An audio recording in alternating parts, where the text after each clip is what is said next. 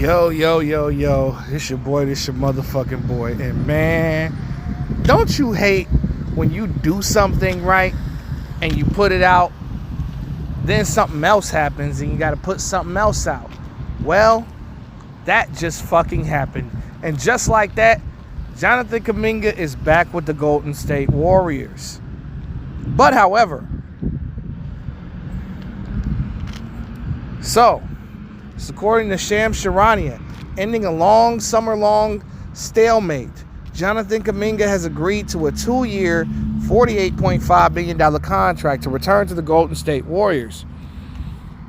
Agent Aaron Turner told ESPN, this deal has a team option designed for the contract to be ripped up and renegotiated next summer.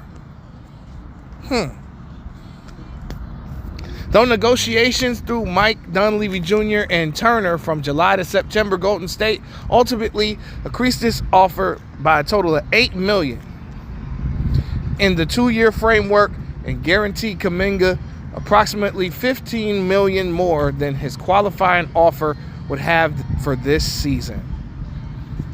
So that's very interesting. It seems like Kuminga, how can I put this?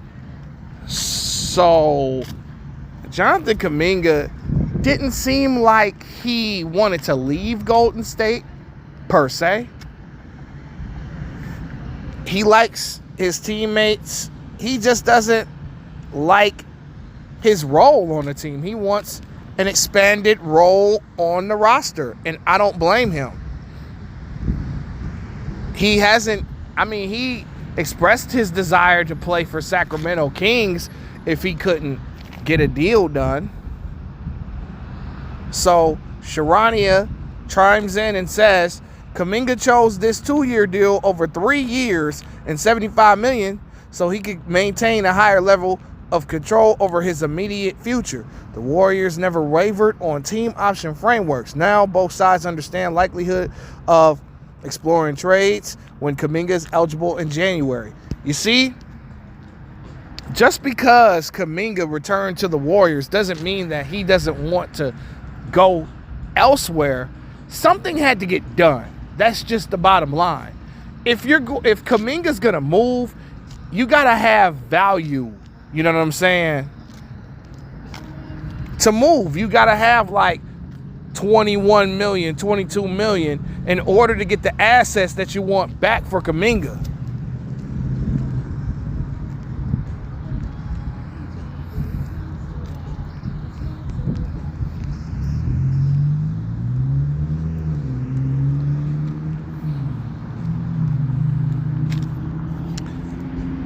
Even though Kuminga has handled this situation like a professional, he hasn't been an asshole about it.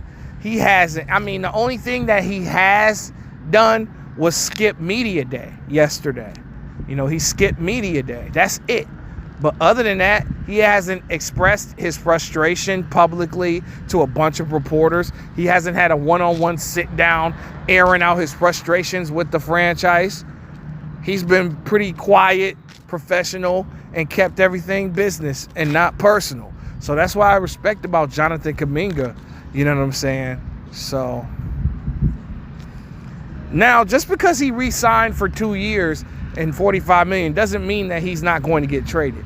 There's a possibility that at the 2026 trade deadline that he could still get traded.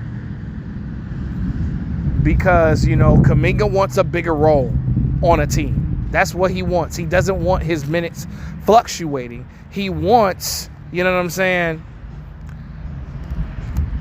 He wants more of a role. He wants to start for real. That's what he really wants, to be an NBA starter so that he can maximize his potential, because we've seen glimpses of his potential in the playoffs when Steph Curry went down with that injury and he balled out in that Minnesota Timberwolves series. So at least this Kuminga shit is finally over. And now I've had to post another fucking video. This is King Known Uncensored. And I'm out.